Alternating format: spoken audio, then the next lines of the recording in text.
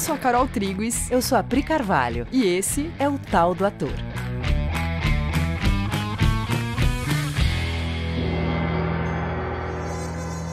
E aí, galera? Oi, gente! Beleza, gente? Tão bem? Bom, vamos lá para o episódio de hoje. Então, a pergunta é: você já se sentiu reprimido nas suas expressões? Assim, encaixotado?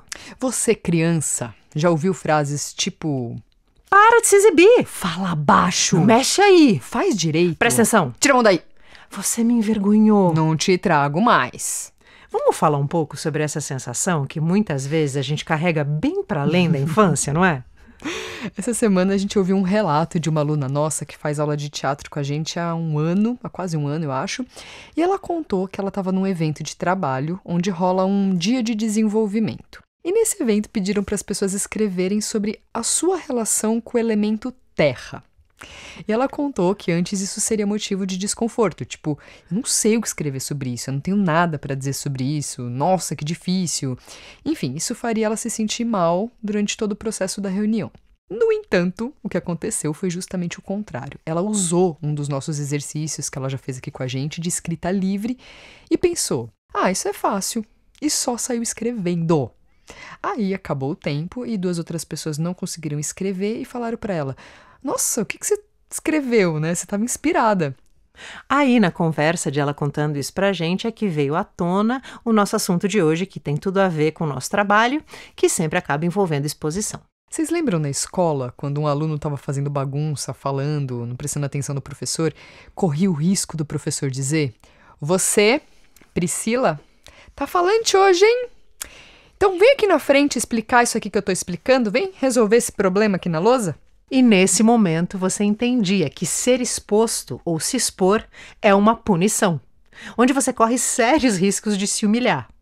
Ou outra situação famosa é a de apresentar trabalho na frente de todo mundo, onde eu estou me expondo para uma avaliação. Aí eu entendo que exposição está ligada à avaliação. Porque você só está apresentando aquele trabalho para mostrar para o professor que já sabe mais do que você também sabe. Ele já sabe sobre o assunto, ele só vai te avaliar mesmo. Ou pelo menos é assim que o aluno vê ou tende a ver, né? O professor não necessariamente compartilha disso. Não. E a gente cresce, mas essas experiências e sensações ficam armazenadas e quando a nossa aluna conta essa experiência, a gente pensa, gente, teatro é sobre isso também. É para superar isso que a gente faz curso de teatro, para ultrapassar essas barreiras de educação que ficam me dizendo que as minhas expressões estão sempre aquém ou sempre são passíveis de avaliação e crítica. E com essa informação na cabeça, se expor vai ser mesmo muito difícil, porque deixa de ser sobre mostrar, compartilhar o que acontece dentro de mim ou uma coisa que eu estudei e passa a ser um risco que eu tomo. A gente escutou algumas histórias, né, sobre situação de repressão que os alunos contaram pra gente, que ilustram bem e ajudam a gente a entender como isso acontece nas relações. Uma aluna contou a seguinte história. Teve um acidente aqui perto da nossa casa, um caminhoneiro. Eu tinha uns 6 anos. E ele faleceu, infelizmente. E o assunto é que ele estava sem perna. E ele foi velado numa igreja que era a caminho da minha escola. E, gente, eu nunca tinha visto uma pessoa sem perna. Então, óbvio, o que eu ia fazer? Eu ia ver a pessoa sem perna. Aí, eu cheguei lá, fui até o caixão, eu tirei a primeira camada de flores, eu tirei a segunda. E a minha maior frustração, porque eu estava chegando no fundo do caixão e eu tomei um tranco aqui atrás no pescoço, eu lembro até hoje. A minha mãe me arrastou do velório. E tudo bem, eu entendo ela, mas foi uma frustração. Qual é a questão aqui? A questão é, o que a gente aprende ou registra nessa hora não é que não é legal tirar as flores de cima do morto no velório, mas que o impulso de conhecer, né, que ela estava ali, né, 6 aninhos no velório, querendo muito ver aquilo, aquele impulso de conhecer tá errado. Nessa hora a gente agrupa, né, o não mexe aí com o meu impulso de querer conhecer uma coisa. Parece que eu querendo conhecer é um erro, um problema. A gente está dando um exemplo aqui só para ilustrar, mas quantos desses a gente tem na nossa cabeça? Com quantas situações a gente fez isso? Eu tenho uma amiga que um dia me disse sobre a filha pequena. Eu descobri que minha filha me envergonha às vezes. Ela contou que ela estava com a filha pequena na praça e a menininha ficou muito feliz brincando ali. Sabe quando a criança fica eufórica, excitada? E aí ela começou a gritar. a soltar uns gritinhos fininhos, altos, bem no meio da praça. Aí eu percebi, minha amiga falando, né, que eu queria dizer, não faz isso. Aí, quando eu disse isso uma vez, eu me dei conta do que eu estava fazendo, que eu estava pegando a minha filha no momento mais... Tudo bem que é uma euforia, mas ela estava ali se expressando, era o momento em que ela mais estava se expressando, colocando para fora o que ela estava sentindo. E o impulso que eu tinha sobre ela era, isso não pode, porque eu tenho vergonha do que os outros adultos vão pensar sobre mim como mãe. Ela não estava na minha cabeça em nenhum momento. Aí eu pensei, não vou mais fazer isso, vou deixar ela brincar. Vou deixar ela brincar, vou deixar ela gritar aqui na praça. Aí os outros adultos todos ficaram me olhando com ar de, você não vai fazer nada? E aí eu aguentei, porque eu não queria mais fazer aquilo com a minha filha. No que ela me contou essa história, a minha amiga, né? Eu fiquei pasma, porque é verdade, a gente não pensa no que a gente faz uns com os outros. E precisa ser entendido por que essa história tá aqui, né? Pais e mães que estão ouvindo esse episódio, é claro que a gente não tá dizendo para você deixar o seu filho fazer tudo que ele bem entender, sem contexto, né? As crianças precisam aprender a olhar o entorno para agir e tal.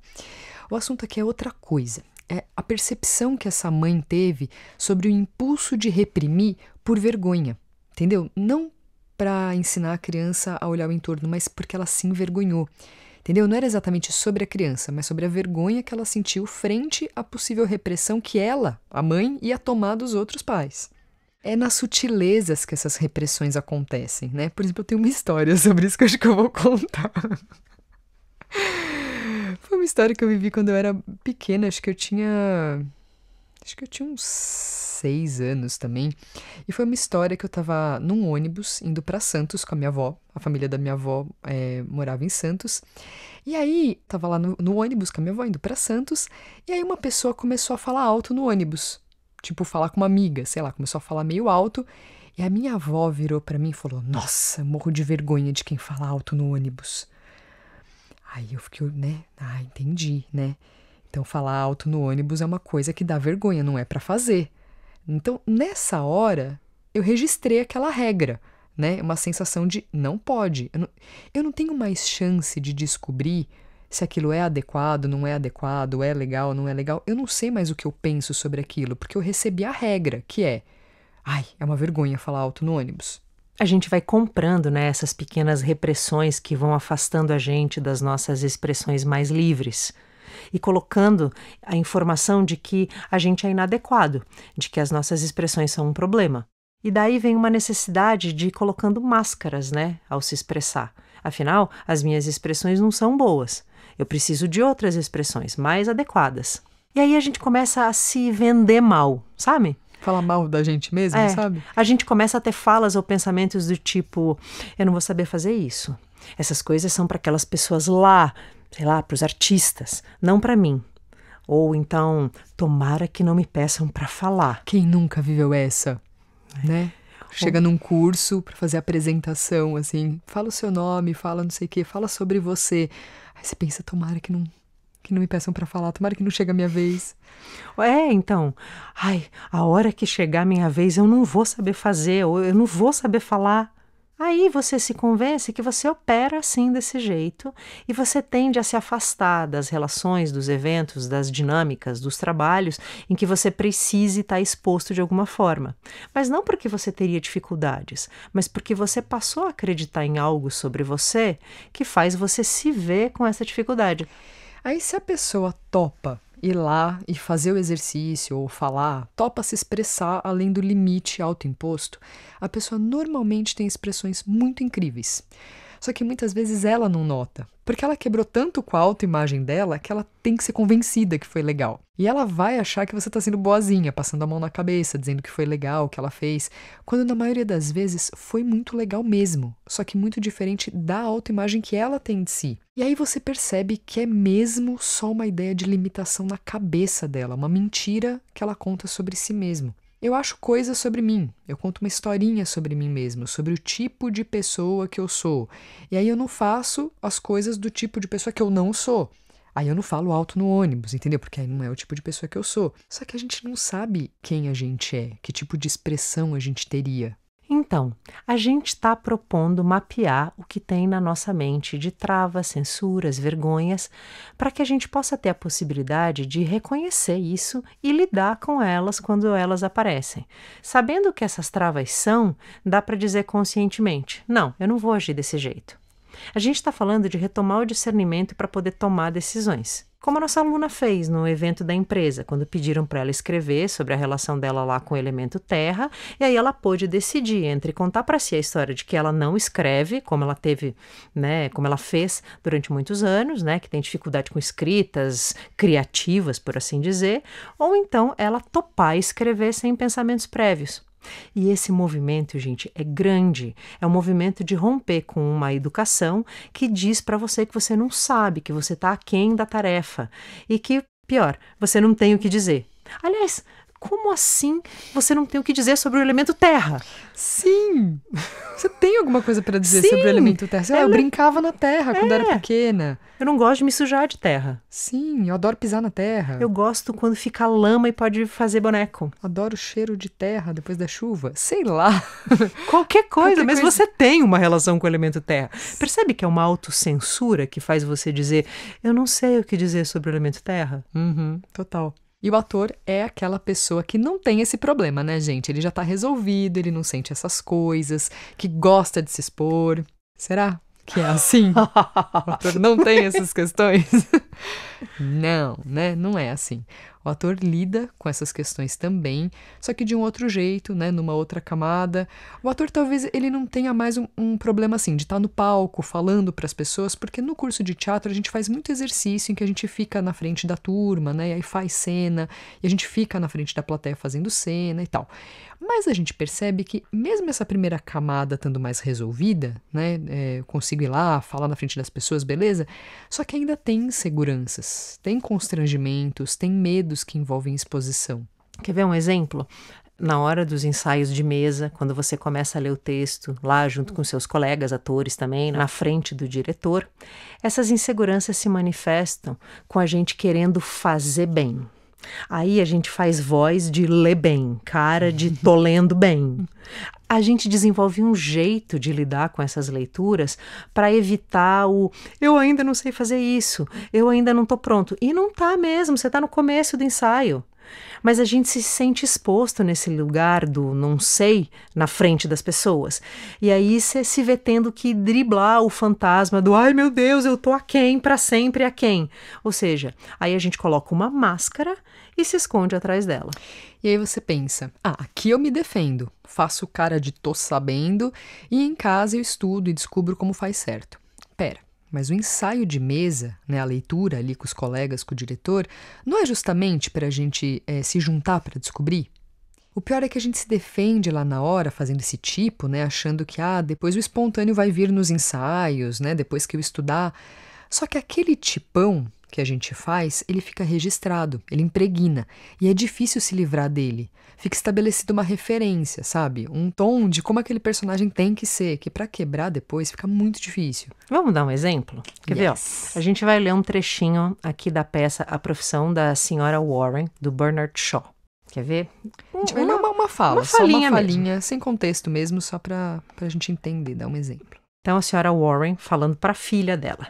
Minhas opiniões, minha vida. Ouçam só o que ela está dizendo. Pensa que eu fui educada como você? Capaz de escolher a minha própria vida? Pensa que fiz o que fiz porque gostava ou porque pensava que era direito? Pensa que não teria preferido ir para o colégio e me tornar uma mulher honesta se eu tivesse tido essa oportunidade? Bom, nunca tinha lido esse texto, li pela primeira vez, né, bem com freinho de mão puxado, bem brancão, assim. Aí eu penso, não posso ler assim no ensaio, Deus me livre, né, que ator não lê assim. Então vamos lá.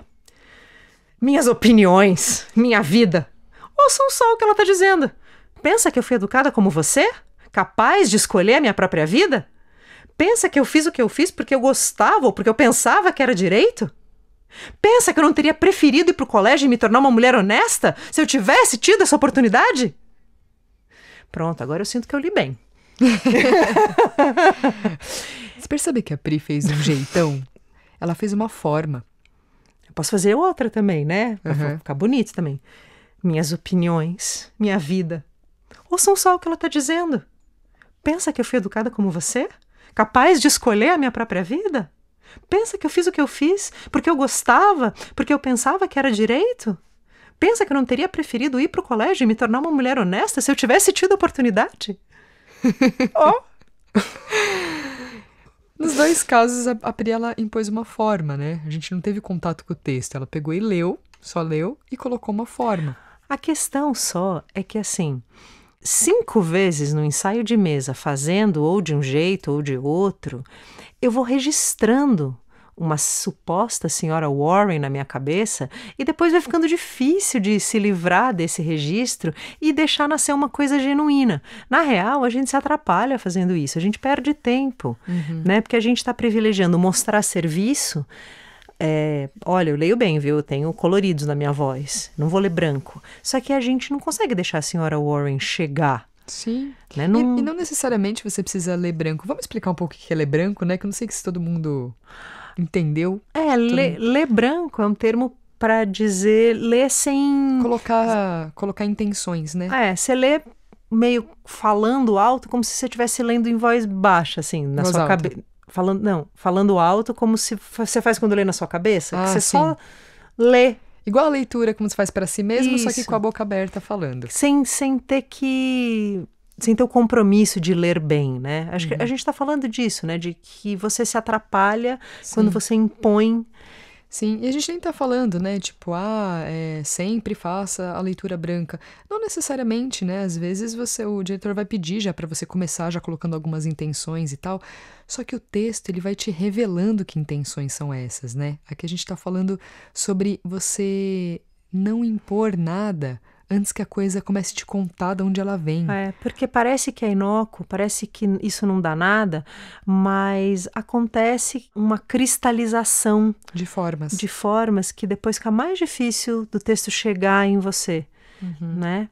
Você começa a perceber que essa cristalização de formas, né, que isso não é vantajoso, quando você percebe que essa vontade de formatar está escondendo alguma coisa. Tem expressões mais sinceras que a gente passa a vida reprimindo e que estão ali embaixo dessa vontade nossa de formatar. Né, pra você ser um ator disponível, que deixa que as coisas venham, sem medo de seguir um impulso no ensaio, sabe esse ator que a gente quer tanto ser? Fica uma dica.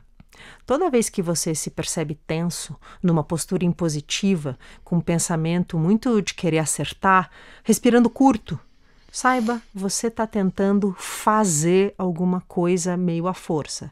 Você está tentando acertar dentro de todos esses parâmetros repressores que a gente falou agora há pouco, que são parâmetros impostos a nós e agora por nós mesmos, autoimpostos.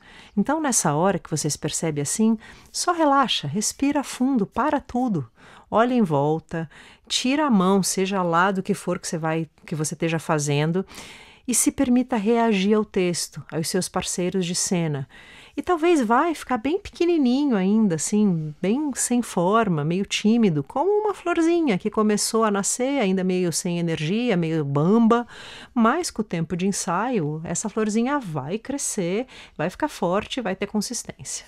Mas se você quiser tentar, né, uma coisa na leitura, formal ainda, sem estar super em contato com a personagem, mas você tá afim de apostar em alguma coisa, você pode, claro, né? Basta que você saiba que é uma experimentação e que você não vai tomar ela como definitiva, que você vai estar aberto para se surpreender por outras formas.